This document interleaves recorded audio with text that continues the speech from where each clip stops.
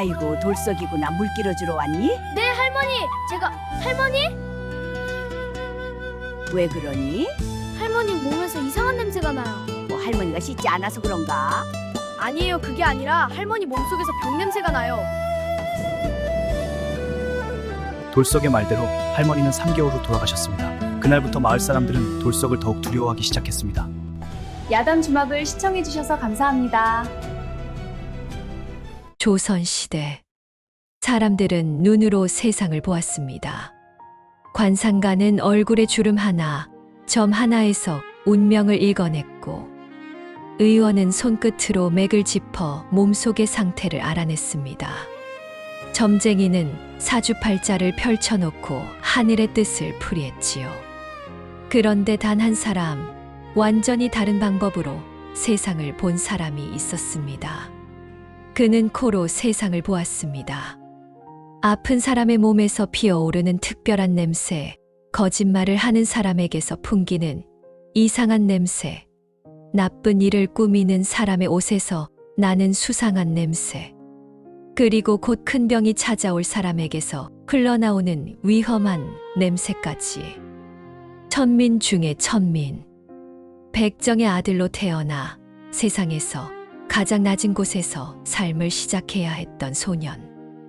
양반은 물론이고 보통 사람들조차 그의 곁에 오려 하지 않았던 그 소년이 훗날 조선 최고의 의원이 되었습니다.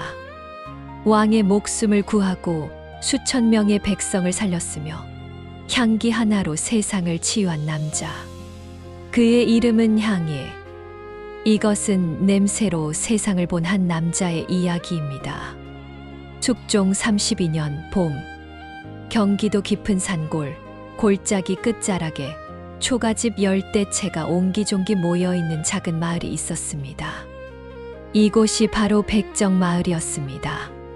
새벽이면 도축장에서 비릿한 냄새가 안개처럼 피어올랐고, 마을 사람들의 손은 하루도 빠짐없이 붉게 물들어 있었습니다. 백정은 소나 돼지를 잡는 일을 하는 사람들이었고, 조선시대에는 가장 낮은 신분이었습니다. 팔반천민이라 하여 8종류의 천한 신분이 있었는데, 그 중에서도 백정은 가장 아래였습니다. 양반들은 백정이 지나간 길조차 밟지 않으려 돌아서 갔고, 같은 천민인 노비들까지도 백정을 깔보던 시절이었습니다. 이 마을에 돌석이라는 7살 아이가 살고 있었습니다. 새벽 달기 울자 아버지의 거친 목소리가 방 안을 가득 채웠습니다. 돌석아, 일어나라. 해가 중천인데 아직도 잠이냐? 돌석은 천천히 몸을 일으키더니 반사적으로 코를 틀어막았습니다. 다른 아이들이라면 아무렇지도 않을 평범한 아침 공기. 하지만 돌석에게 그 공기는 완전히 달랐습니다. 멀리 도축장에서 흘러오는 비릿한 냄새, 아궁이에 남은 재 냄새, 이웃집 아낙네가 끓이는 된장국 냄새, 그 사이를 비집고 들어오는 풀잎과 아침 이슬의 냄새까지. 보통 사람이라면 하나도 구분하지 못할 냄새들을 돌석은 실타래를 풀듯이 하나하나 따로 맡을 수 있었습니다. 돌석에게는 남들과 다른 특별한 점이 있었습니다. 그는 보통 사람들이 절대 맡지 못하는 냄새를 맡을 수 있었습니다. 아니, 더 정확하게 말하면 그는 냄새로 세상을 볼 수 있었습니다. 사람의 몸 상태가, 마음 상태가 냄새를 통해 그에게 보였던 것입니다. 집 밖으로 나온 돌석이 마을 길을 터벅터벅 걷고 있을 때 마을 아주머니 한 분이 지나가며 인사를 건넸습니다. 어머, 돌석이 아니냐? 잘 잔디? 돌석이 코를 킁킁거렸습니다. 아주머니의 몸에서 흘러나오는 냄새가 코끝을 찔렀습니다. 쑥을 태운 것 같은 쓴 냄새, 그리고 축축한 습기의 냄새가 왼쪽 무릎 쪽에서 유독 짙게 피어올랐습니다. 아주머니, 왼쪽 다리가 아프시죠? 아주머니가 눈을 동그랗게 떴습니다. 어떻게 알았니? 요즘 무릎이 시큰거리긴 하는데. 아주머니 다리 쪽에서 쓴 냄새가 나요. 습기 많은 곳에서 주무시면 안 돼요. 뼈마디에 안 좋은 기운이 차는 냄새예요. 아주머니는 웃으며 돌석의 머리를 쓰다듬었습니다. 호호, 참 신기한 아이로구나. 하지만 아주머니가 돌아서자마자 골목 뒤편에서 또래 아이들이 우르르 몰려왔습니다. 야, 개코 돌석. 개코. 오늘은 무슨 냄새 맡았어? 저 녀석도 코 킁킁거리고 다니네. 강아지도 저렇게까진 안 한다. 돌석의 눈시울이 빨갛게 물들었습니다. 입술을 꽉 깨물고 주먹을 쥐었지만 떨리는 목소리를 감출 수는 없었습니다. 나는 개코가 아니야. 한 아이가 돌석의 가슴팍을 밀쳤습니다. 닥쳐. 내가 우리 아버지 보고 병 걸렸다고 했잖아. 그 바람에 우리 아버지 약방 가서 돈 엄청 썼다고. 다 내 때문이야. 아이들이 땅바닥에서 돌멩이를 집어 던졌습니다. 하나는 돌석의 이마를 스치고 하나는 어깨에 맞았습니다. 아이들은 킬킬거리며 달아났고 돌석은 쪼그려 앉아 이마에서 흘러내리는 피를 손등으로 닦았습니다. 나는 그냥 아픈 걸 말해준 건데 왜 다들 나를 싫어하는 거야? 뒤따라온 아버지가 아들 옆에 무릎을 꿇었습니다. 크고 거친 손이 돌석의 작은 어깨를 부드럽게 감싸 안았습니다. 돌석아, 아버지, 저는 왜 이런 거예요? 왜 저만 다른 사람들한테서 이상한 냄새를 맡는 거예요? 아버지는 먼 산을 바라보았습니다. 눈가에 깊은 주름이 드리워져 있었습니다. 그건 아버지도 모르겠구나. 하지만 돌석아, 내가 거짓말을 하는 건 아니잖니. 내가 맡는 냄새가 진짜라는 것도 아버지는 알고 있단다. 그럼 왜 사람들은 저를 미워해요? 사람들은 자기가 이해하지 못하는 것을 무서워한단다. 그리고 무서워하면 미워하게 되지. 우리 백정들도 마찬가지야. 사람들은 우리가 짐승을 잡는다고 해서 우릴 무서워하고 싫어하지. 하지만 우리도 그저 살기 위해 일하는 보통 사람일 뿐이란다. 돌석이 소매로 눈물을 쭉 닦았습니다. 저도 그냥 사람들한테 도움이 되고 싶었을 뿐인데. 아버지가 돌석의 머리를 천천히 쓰다듬었습니다. 알아, 아버지는 안다. 하지만 돌석아, 앞으로는 내가 맡는 냄새에 대해서 함부로 말하지 마라. 알겠니? 사람들이 내게 물어보기 전까지는 절대로 먼저 말하지 말 거라. 아버지랑 약속해라. 돌석은 고개를 끄덕였습니다. 하지만 그 약속은 결국 지켜질 수 없는 것이었습니다. 돌석의 특별한 능력은 축복이 아니라 저주와 같았습니다. 그는 사람들의 병을 미리 알 수 있었지만 사람들은 그것을 고맙게 여기지 않았습니다. 오히려 그를 불길한 아이라고 생각했고 귀신이 붙은 놈이라고 수군거렸습니다. 백정의 아들로 태어나 이미 모든 사람에게 무시당하는 삶. 거기에 더해진 이상한 능력. 돌석은 두 겹으로 힘든 아이였습니다. 세월이 흘러 돌석은 10살이 되었습니다. 아버지의 말대로 자신이 맡는 냄새에 대해 함부로 입을 열지 않으려 부단히 노력했습니다. 누군가의 몸에서 병의 냄새가 풍겨와도 고개를 돌렸고 거짓말하는 사람에게서 쇠 냄새가 나도 모른 척했습니다. 하지만 때로는 도저히 참을 수 없는 순간이 찾아왔습니다. 특히 누군가가 크게 아프다는 냄새를 맡았을 때는 그냥 지나칠 수가 없었습니다. 봄날 오후 마을 우물가. 허리가 굽은 할머니 한 분이 기침을 해대며 물동이를 들려고 안간힘을 쓰고 있었습니다. 이 할머니는 마을에서 유일하게 돌석을 개코라 부르지 않는 분이었습니다. 지나갈 때마다 주머니에서 엿을 꺼내 쥐어주시던 마을에서 가장 다정한 어른이었지요. 돌석이 달려갔습니다. 할머니, 제가 도와드릴게요. 할머니가 따뜻하게 웃었습니다. 돌석이 물동이를 번쩍 들어 올리다가 갑자기 멈칫했습니다. 할머니의 몸에서 심상치 않은 냄새가 코를 찔렀기 때문입니다. 쓴 약재 같은 냄새, 그것도 아주 깊은 곳, 가슴 속에서부터 올라오는 축축하고 무거운 냄새였습니다. 돌석의 얼굴이 돌처럼 굳어졌습니다. 왜 그러니, 돌석아? 할머니, 꼭 약방에 가보세요. 약방, 나는 괜찮단다. 그냥 나이가 들어서 기침이 나는 거야. 돌석이 할머니의 손을 꼭 잡았습니다. 10살 아이의 눈에 얼음보다도 깊은 간절함이 담겨 있었습니다. 아니에요, 할머니. 할머니 가슴 쪽에서 안 좋은 냄새가 나요. 숨 쉬는 곳에 물이 차는 것 같은 냄새예요. 지금 안 가시면 정말 위험해요. 할머니는 저한테 항상 잘해주셨잖아요. 제발 약방에 가보세요.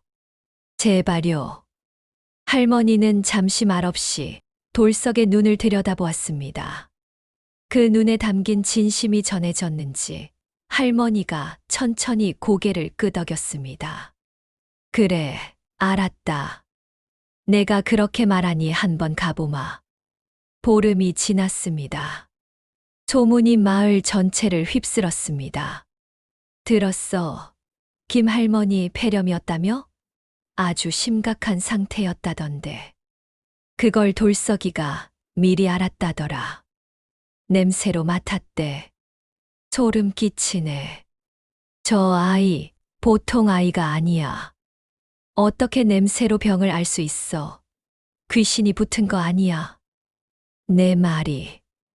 저런 애가 우리 마을에 있으면 안 좋은 일이 생길 것 같아. 돌석은 마을 뒷산에 홀로 앉아 그 수군거림을 멀리서 들었습니다. 나는 그냥 할머니를 도와드리고 싶었을 뿐인데. 돌석의 능력은 점점 더 소문이 퍼졌습니다. 그가 냄새로 병을 알아낸다는 이야기는 마을을 넘어 이웃 고을까지 퍼져나갔습니다. 하지만 사람들은 그를 고맙게 여기기보다 더욱 무서워하고 멀리했습니다. 그리고 그 소문은 결국 최악의 사건을 불러오고 말았습니다. 돌석이 15살이 되던 해, 음력 3월 보름날, 고을 사또의 환갑잔치가 아주 크게 열렸습니다. 사또는 이 고을을 20년간 다스린 분으로 백성들에게 공정하고 따뜻한 관리로 이름이 나 있었습니다. 돌석은 아버지를 따라 잔치에 쓸 고기를 가져다 주러 갔습니다. 사또 집 대문 앞에서 아버지가 단단히 당부했습니다. 돌석아, 너는 여기서 기다려라. 내가 고기만 전해주고 올 테니. 하지만 일손이 모자란다며 하인이 돌석까지 부엌으로 불러들였습니다. 아버지가 돌석의 어깨를 꽉 잡았습니다. 돌석아, 조심해서 따라오너라. 그리고 절대로 아무 말도 하지 마라. 알겠니? 잔치 마당은 눈이 부시게 화려했습니다. 붉은 비단으로 장식된 기둥들, 금빛 촛대에 켜진 수백 개의 촛불, 온갖 귀한 음식이 가득 차려진 상들. 고을의 양반들과 부자들이 모두 모여 사또의 환갑을 축하하고 있었습니다. 허허허, 다들 오늘 이 늙은이의 환갑을 축하해 주시니 정말 감사하오. 마음껏 드시고 즐기시오. 풍악이 울리고 춤이 시작되었습니다. 돌석은 고기가 든 광주리를 양팔에 안고 잔치 마당 한쪽 구석을 조심조심 지나가고 있었습니다. 조심해야 돼. 아무 말도 하면 안 돼. 아버지 말씀대로 바로 그 순간이었습니다. 돌석의 발이 땅에 박힌 것처럼 딱 멈췄습니다. 눈이 커지고 광주리가 팔에서 미끄러져 떨어졌습니다. 지금까지 맡아본 냄새 중 가장 강하고 가장 무서운 냄새가 코를 관통한 것입니다. 그 냄새는 사또에게서 나고 있었습니다. 몸 안쪽에서 올라오는 아주 나쁜 냄새. 간에서 피어오르는 어둡고 무거운 냄새였습니다. 큰 병이 이미 깊이 퍼진 냄새. 이대로 두면 1년도 버티지 못할 것이었습니다. 돌석의 온몸이 굳었습니다. 머릿속에서 두 가지 마음이 격렬하게 싸웠습니다. 가야 해. 모른 척해야 해. 하지만 저분은 좋은 사또라고 했어. 백성들을 위해 일하는 분이라고. 내가 모른 척하면 저분은 돌아가시게 돼. 이 고을 백성들은 좋은 사또를 잃게 된단 말이야. 사또가 술잔을 들어 올렸습니다. 자, 모두들 잔을 드시오. 이 늙은이가 앞으로도 오래오래 살면서 이 고을을 잘 다스리겠소. 하객들이 만세를 외쳤습니다. 그 순간 돌석이 한 걸음 앞으로 나섰습니다. 사또 나으리. 모든 시선이 초라한 옷차림의 소년에게 쏠렸습니다. 사또가 고개를 돌렸습니다.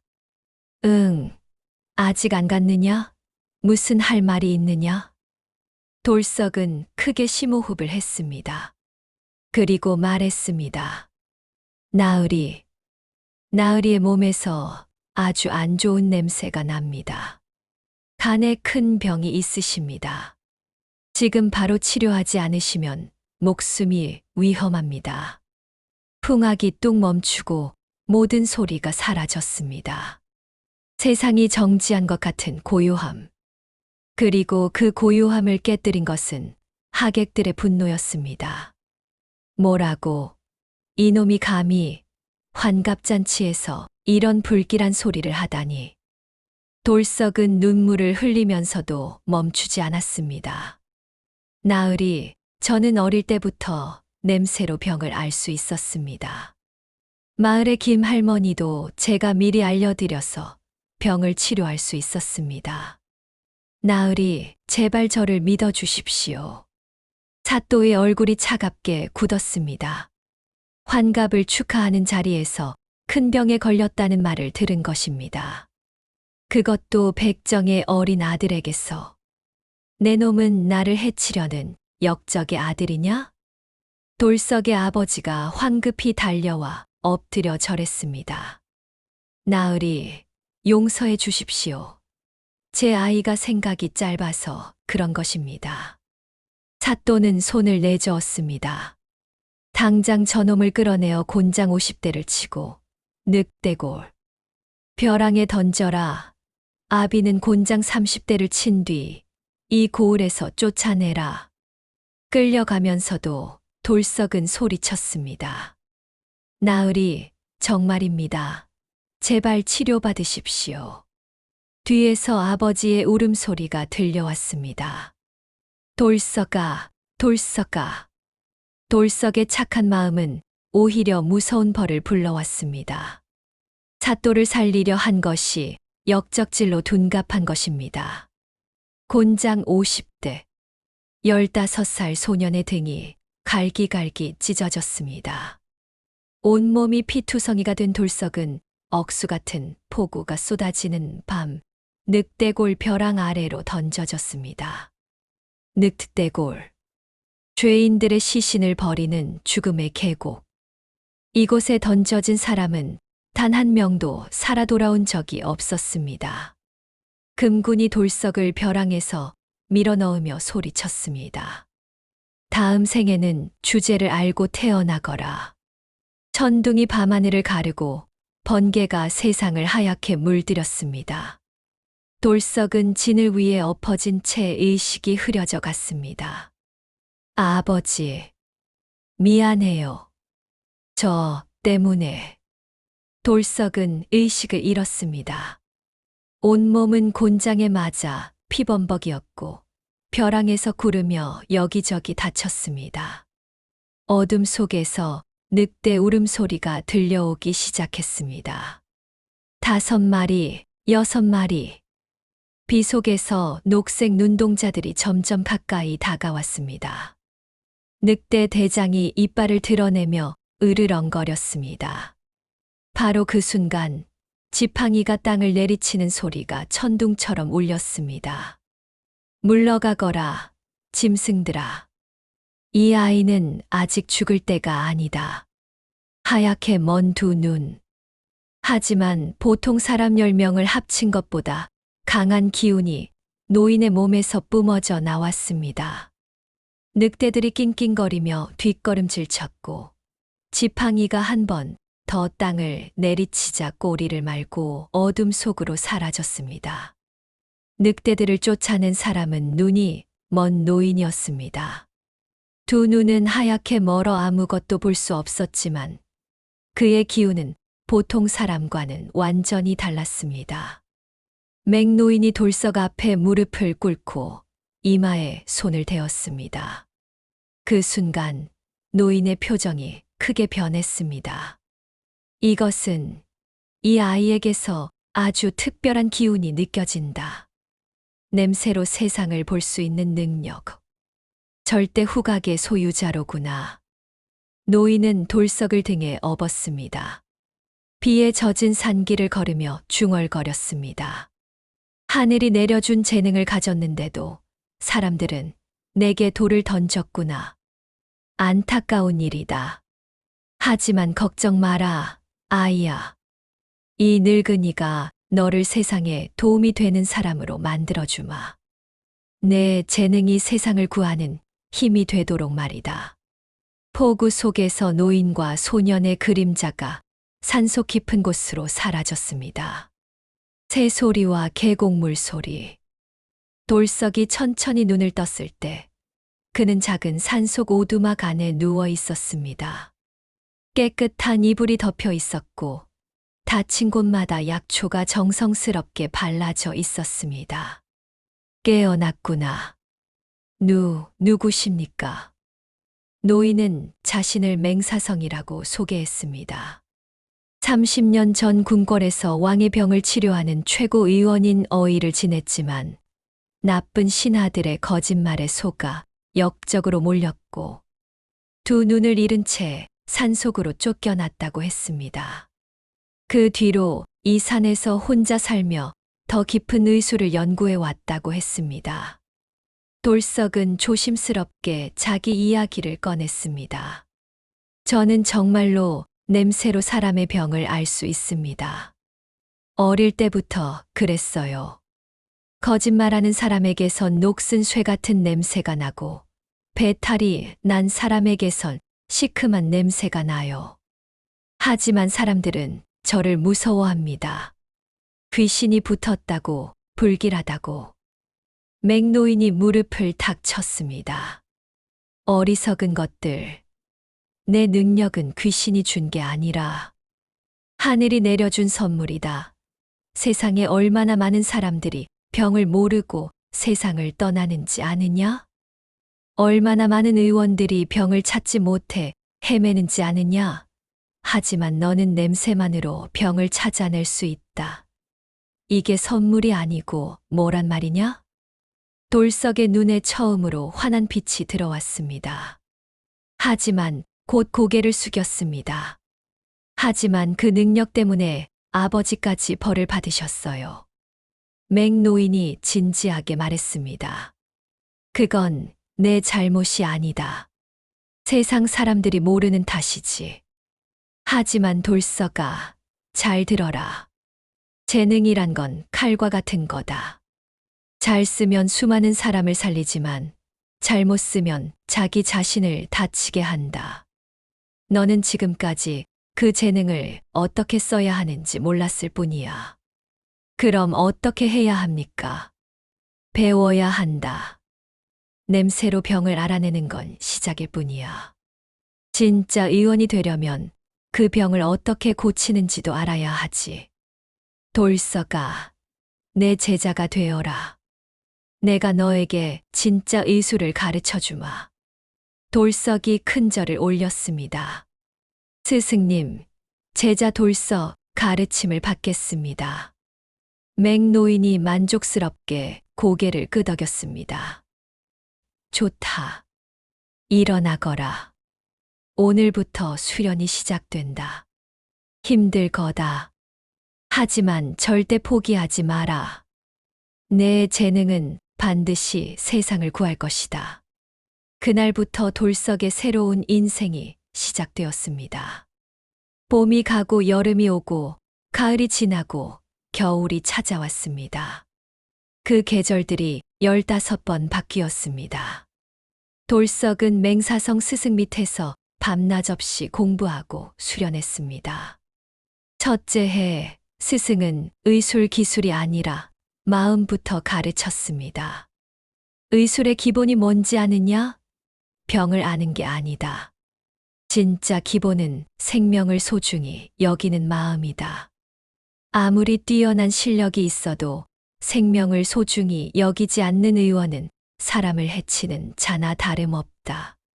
기억해라. 내가 고치는 건 병이 아니라 사람이란 걸. 셋째 해에는 약초 공부가 시작되었습니다. 스승은 산에서 자라는 수백 가지 약초를 하나하나 돌석의 코앞에 들이밀었습니다. 산쑥과 들쑥의 미묘한 차이, 당귀와 천궁 뿌리의 냄새 차이, 독이 있는 풀과 약이 되는 풀을 가르는 향기의 차이. 보통 의원이라면 눈으로 보고 혀로 맛봐야 할 것을 돌석은 코 하나로 척척 구분해냈습니다. 다섯째 해 스승은 아주 특별한 치료법을 꺼내놓았습니다. 돌석아, 너에게 향 치료를 가르쳐 주마. 향은 그냥 좋은 냄새가 아니다. 향은 약이기도 하고 독이 되기도 하고 생명 그 자체이기도 하다. 어떤 향은 불안한 마음을 편하게 만들고, 어떤 향은 피가 잘 돌게 도와주고, 어떤 향은 몸속의 나쁜 기운을 몰아낸다.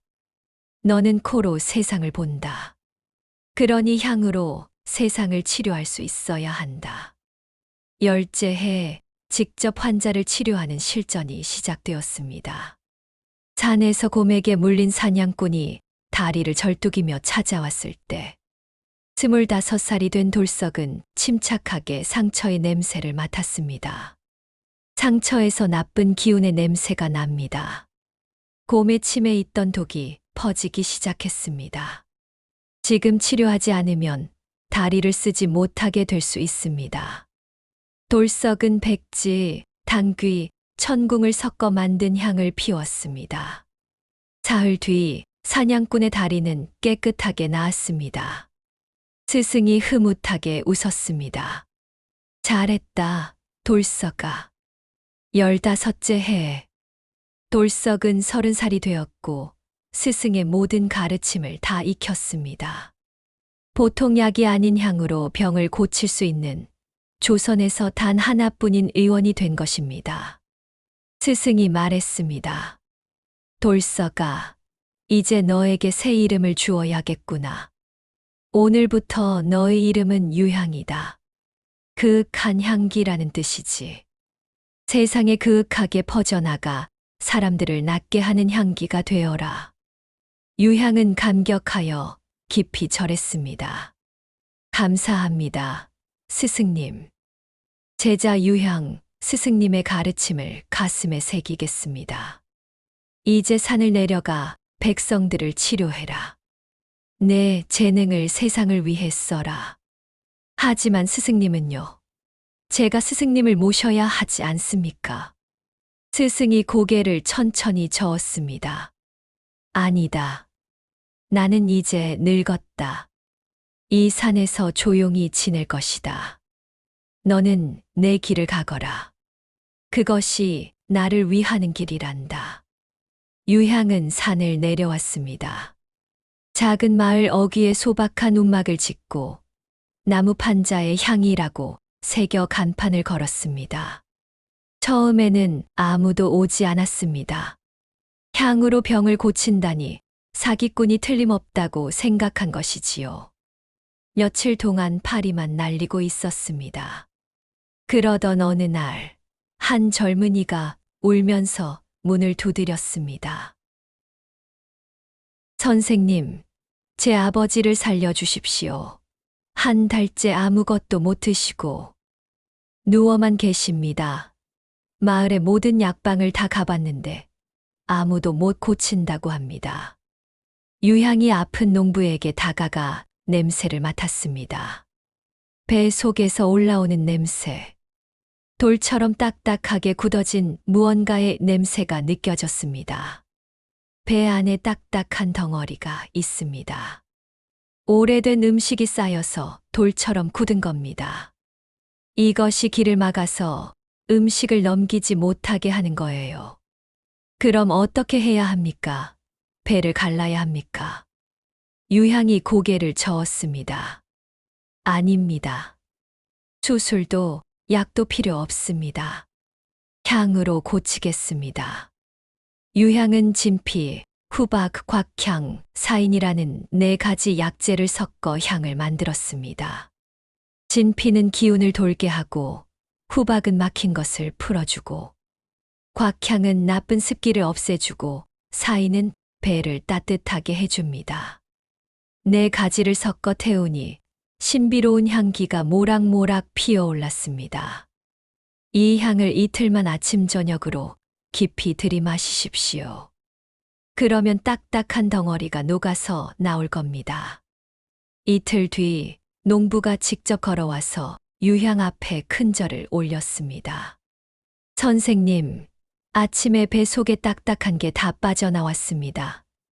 지금은 속이 시원하고 밥맛이 돌아왔어요. 아들이 감격해서 눈물을 흘렸습니다. 선생님, 정말 감사합니다. 유향은 손을 저었습니다. 의원이 당연히 할 일을 했을 뿐입니다. 다만 부탁이 있습니다. 제가 치료했다는 것을 다른 사람들에게 말하지 마십시오. 왜요? 이렇게 훌륭한 치료를 받았는데 알려야 하지 않습니까? 유향이 조용히 웃었습니다. 저는 아직 세상이 조금 무섭습니다. 그냥 조용히 사람들을 돕고 싶을 뿐이에요. 농부가 말했습니다. 알겠습니다. 하지만 선생님, 도움받은 사람의 고마운 마음은 숨길 수가 없습니다. 언젠가는 선생님 소문이 꼭 퍼질 겁니다. 농부의 말이 맞았습니다. 유향의 소문은 조용히 하지만 확실하게 퍼져나갔습니다. 약 없이 향기만으로 병을 고치는 의원. 가난한 백성들은 그를 향이라 불렀고 움막 앞에는 점점 더 많은 아픈 사람들이 찾아왔습니다. 부자든 가난한 사람이든 높은 사람이든 낮은 사람이든 유향은 아무 차별 없이 모든 사람을 정성껏 치료했습니다. 같은 시각 한양궁궐에서는 하늘이 무너지는 것 같은 큰일이 벌어지고 있었습니다. 숙종 대왕이 갑자기 쓰러진 것입니다. 궁궐 전체가 발칵 뒤집혔고 나라의 높은 신하들이 급히 모였습니다. 왕의 병을 치료하는 어이들이 모였지만 아무도 원인을 찾지 못했습니다. 전하의 맥은 정상인데 이상하게도 의식을 차리지 못하십니다. 온갖 약을 다 써봤지만 전혀 나아지지 않습니다. 신하들이 화를 냈습니다. 그래서 너희가 어이들이냐? 전하께서 이 지경인데 손도 쓰지 못한단 말이냐? 혹시 누가 독을 쓴 것은 아닙니까? 그것도 확인해 봤지만 독을 푸는 약도 효과가 없었습니다. 궁궐이 걱정과 두려움에 빠져 있을 때 어전의 커다란 문이 천천히 열리며 한 사람이 들어왔습니다. 조 대감이었습니다. 40 중반의 나이에 비단 옷을 입은 조선에서 가장 큰 약재 장사꾼이었습니다. 입꼬리에는 알 수 없는 미소가 걸려 있었습니다. 허허, 대감마님들께서 걱정이 많으시군요. 조 대감, 혹시 방법을 아시오? 조 대감이 작은 옥 상자를 꺼내 보였습니다. 상자를 열자 붉은 빛이 감도는 동그란 약이 들어 있었습니다. 이것은 아주 먼 나라에서만 구할 수 있는 천년환이라는 약입니다. 어떤 독이든 어떤 병이든 낫게 하는 신비한 약이지요. 저도 10년에 한 번 구할까 말까 한 귀한 것입니다. 다만 한 알에 금 100냥입니다. 금 100냥이라니. 신하들이 놀랐지만 전하의 목숨이 걸린 일이었습니다. 금을 내놓을 수밖에 없었습니다. 약이 왕에게 전해졌습니다. 사흘이 지났습니다. 하지만 왕은 여전히 깨어나지 않았습니다. 이상하군요. 독이 생각보다 강한가 봅니다. 한 알 더 드리면 될 것 같습니다. 물론 추가로 금 100냥이 필요합니다. 또 100냥이라고. 싫으시면 그만두시지요. 하지만 전하께서 어떻게 되시든 저는 모르는 일입니다. 신하들은 이를 갈면서도 또다시 금을 내놓았습니다. 사실 조 대감은 아주 무서운 계획을 꾸미고 있었습니다. 왕이 덮고 있는 이불에 몰래 독을 발라서 왕을 쓰러뜨린 다음 자기만 가지고 있는 약으로 고칠 수 있다고 속인 것입니다. 하지만 그 약은 가짜였습니다. 계속 약값을 요구하면서 나라의 돈과 힘을 빼앗으려 했던 것이지요. 같은 시각 산속 오두막에서 맹사성 스승은 불안한 기운을 느끼고 있었습니다. 뭔가 좋지 않은 일이 벌어지고 있구나. 궁궐 쪽에서 어두운 기운이 느껴진다. 한양에서 급히 달려온 사람이 왕이 쓰러졌다는 소식을 전했고, 스승은 이것이 보통 병이 아니라는 것을 바로 알아챘습니다. 이건 자연스러운 병이 아니야. 30년 전 선왕께서 그러셨듯이 누군가의 나쁜 꾀다.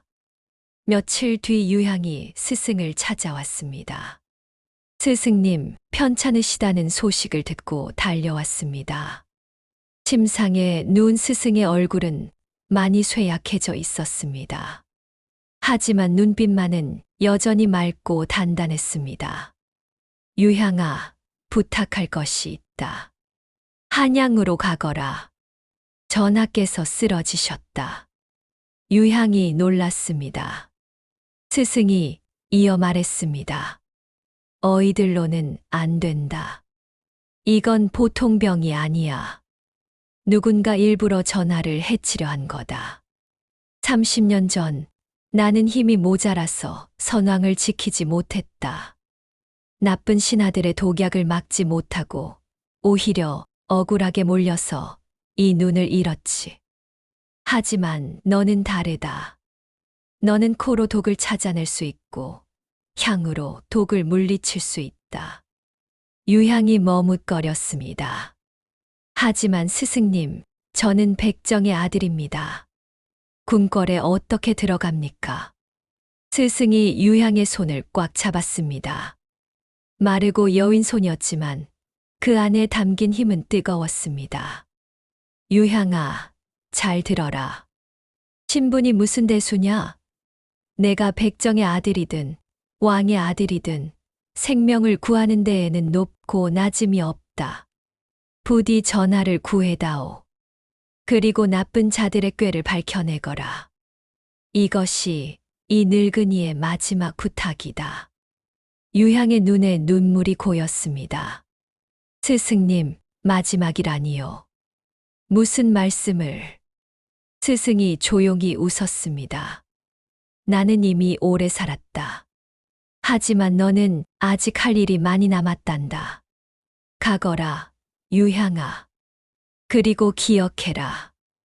내 능력은 저주가 아니라 선물이란 걸. 유향이 큰절을 올렸습니다. 스승님의 뜻을 따르겠습니다. 반드시 전하를 구하겠습니다. 유향은 작은 보따리 하나를 메고 한양을 향해 길을 떠났습니다. 사흘 동안 쉬지 않고 걸어 한양에 도착한 유향은 태어나서 처음 보는 거대한 성벽과 화려한 궁궐에 잠시 넋을 잃었습니다. 하지만 곧 마음을 잡고 궁궐 정문으로 향했습니다. 금군들의 창이 앞을 가로막았습니다. 멈춰라. 궁궐에 함부로 다가오면 큰일 나는 줄 알아라. 무슨 일이냐? 저는 의원 유향이라 합니다. 전하의 병을 치료하러 왔습니다. 금군들이 비웃었습니다. 너 같은 꼴로 의원이라고. 어이들도 못 고치는 병을 내가 고친다. 너 같은 떠돌이 사기꾼이 벌써 수십 명 왔다 갔어. 썩 꺼져. 바로 그때 지나가던 높은 신하 한 분이 발을 멈추었습니다. 잠깐, 유향이라고 했나? 혹시 향기로 병을 고치는 그 의원? 유향이 놀랐습니다. 어떻게 아십니까? 내 동생이 자네에게 배탈을 고쳤다고 하더군. 다른 의원들이 다 포기한 병을 향으로 단 3일 만에 고쳤다고. 정말 자네였구나. 어서 들여보내라. 유향이 궁궐 안으로 들어갔습니다. 화려한 복도를 지나 금빛 장식으로 가득한 어전에 도착했습니다.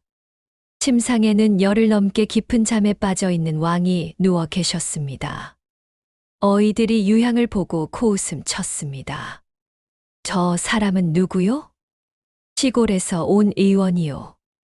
혹시 모르니 한번 보게 해봅시다.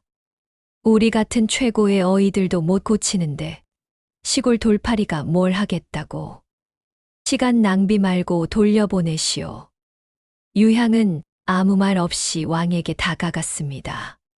손목을 잡아 맥을 짚으려 하다가 갑자기 멈추었습니다. 맥을 볼 필요가 없습니다. 뭐라고 맥도 안 보고? 역시 사기꾼이로군. 유향은 주위를 천천히 둘러보며 코를 움직였습니다.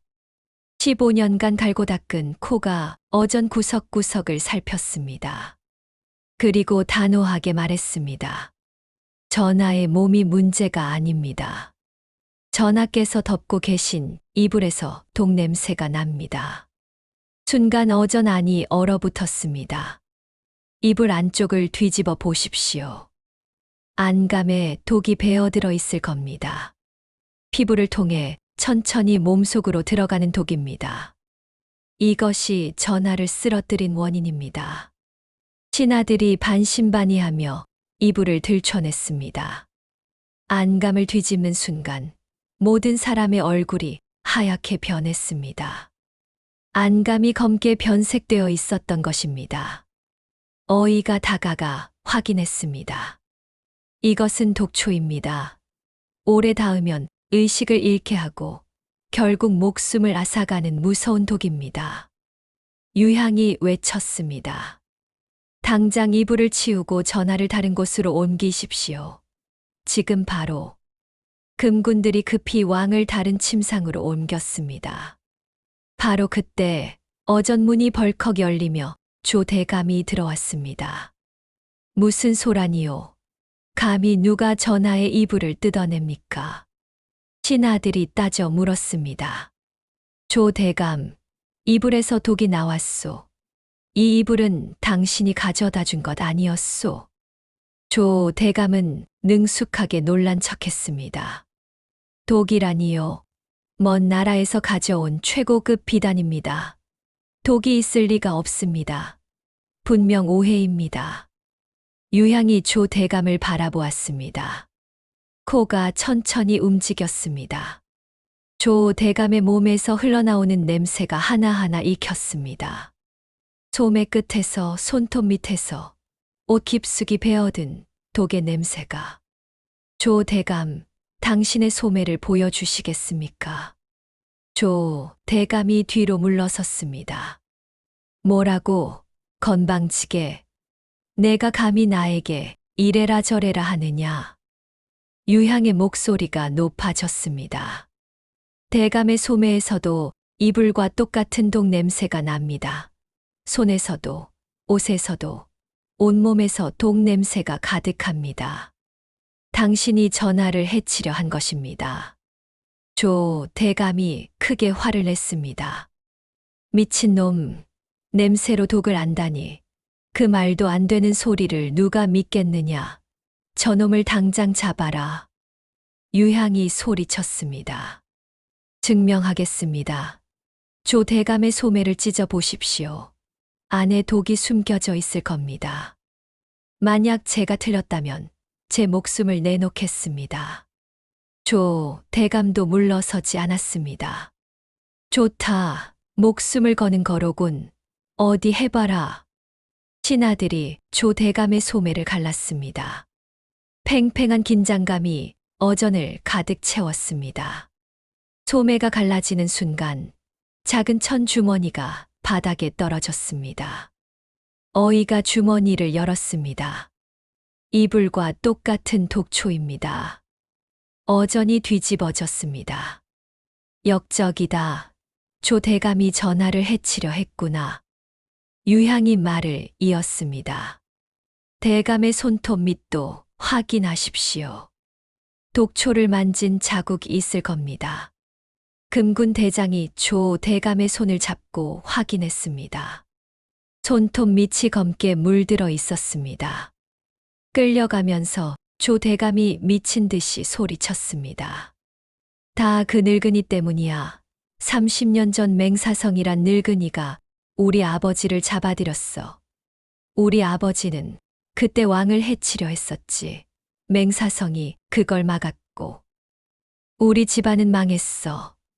나는 그 복수를 한 것뿐이야. 진실이 밝혀졌습니다. 조 대감은 30년 전 나쁜 짓을 하다 잡힌 역적의 아들이었습니다. 아버지의 복수를 위해 수십 년간 몰래 준비했고 마침내 왕을 해치려 한 것이었습니다. 하지만 유향의 특별한 코 앞에서 그의 나쁜 계획은 완전히 무너졌습니다. 유향이 보따리를 열었습니다. 백지, 길경, 감초, 침향.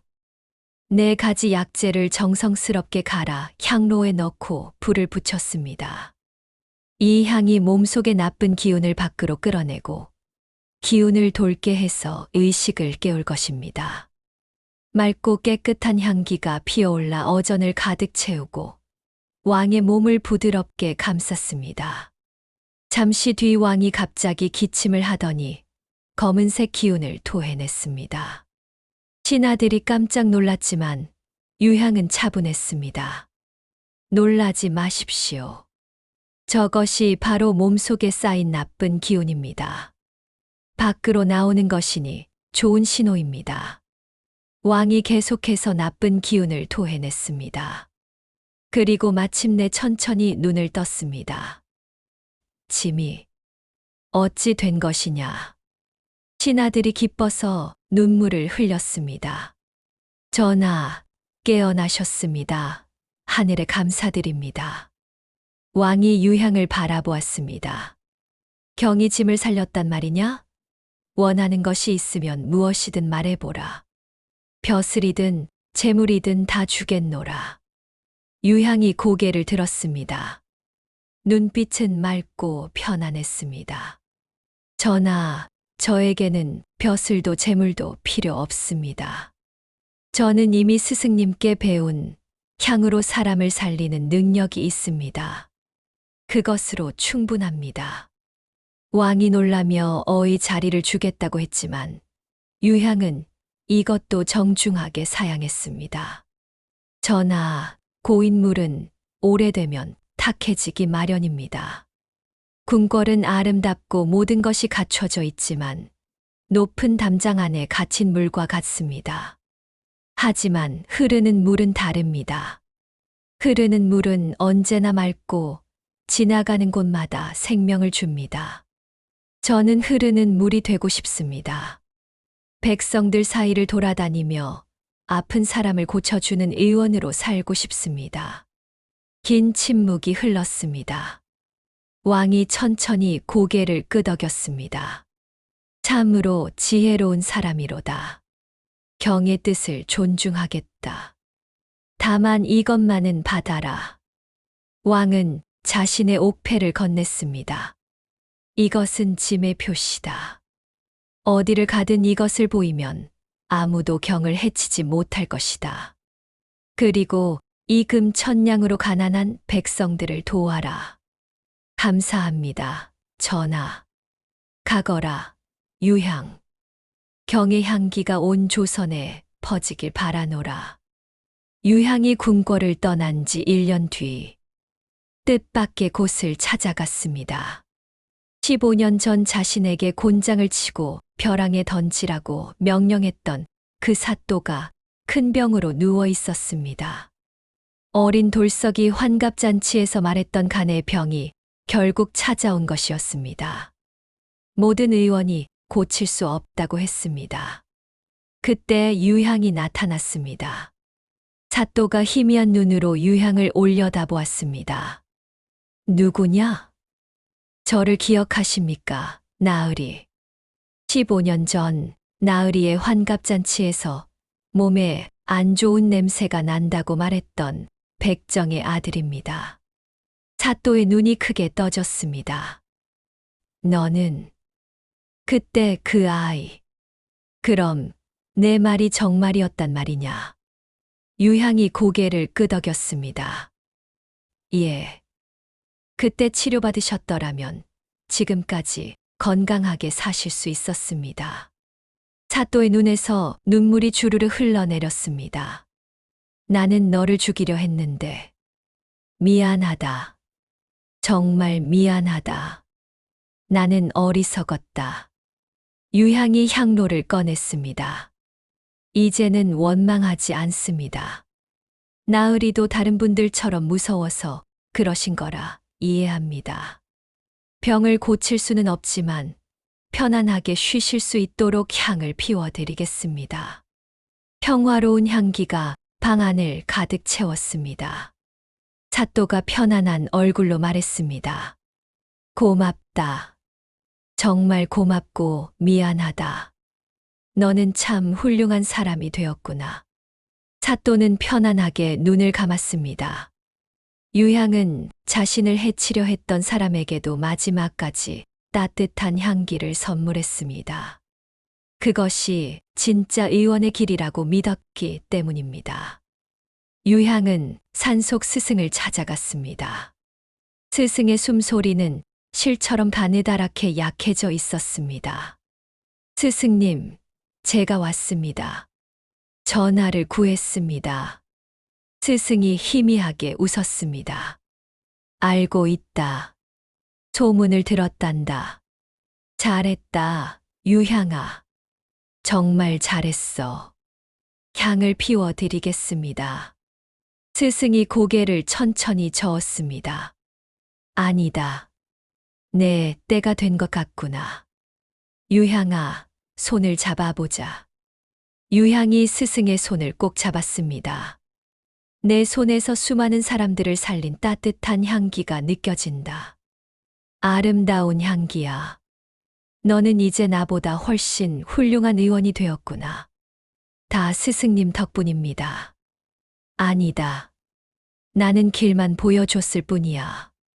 그 길을 직접 걸어간 건 너 자신이란다. 유향아, 약속해다오. 내 향기를 세상을 위해 쓰겠다고. 부자든 가난한 사람이든 높은 사람이든 낮은 사람이든 차별 없이 모두를 돕겠다고. 유향이 울며 절했습니다. 약속드립니다, 스승님. 평생 스승님의 가르침을 따르겠습니다. 스승이 만족스럽게 웃었습니다. 고맙다.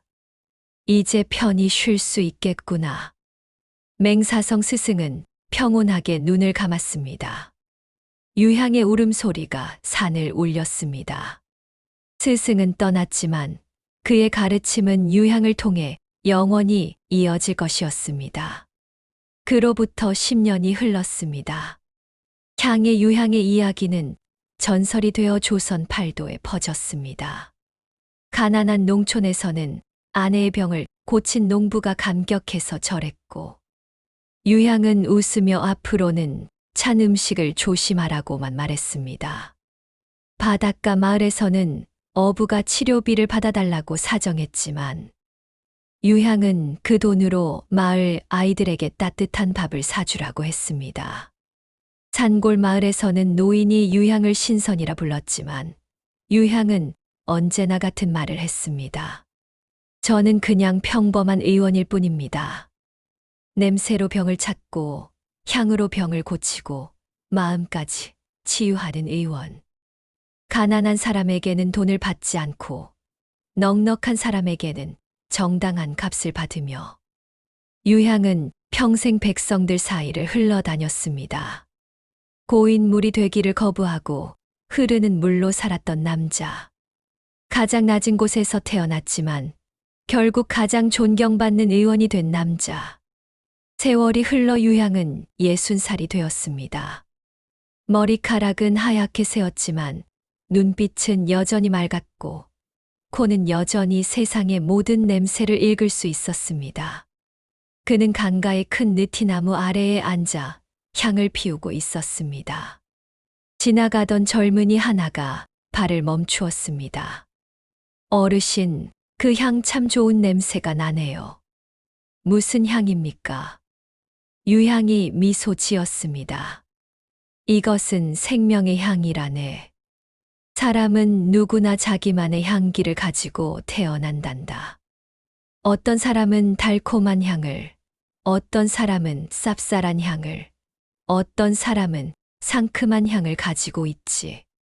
중요한 건 내가 어떤 향기를 남기며 살 것이냐, 그거란다. 젊은이가 귀를 기울였습니다. 기억하게. 나쁜 짓은 나쁜 냄새를 남기지만 좋은 일은 1000년이 지나도 향기로 남는다네. 그러니 젊은이 좋은 향기를 남기며 살게나. 젊은이가 깊이 절했습니다. 꼭 기억하겠습니다, 어르신. 젊은이가 떠난 뒤 유향은 하늘을 바라보며 혼잣말을 했습니다. 스승님, 저는 약속을 지켰습니다. 세상을 위해, 백성들을 위해 제 향기를 퍼뜨렸습니다. 이제 곧 스승님 곁으로 가겠습니다.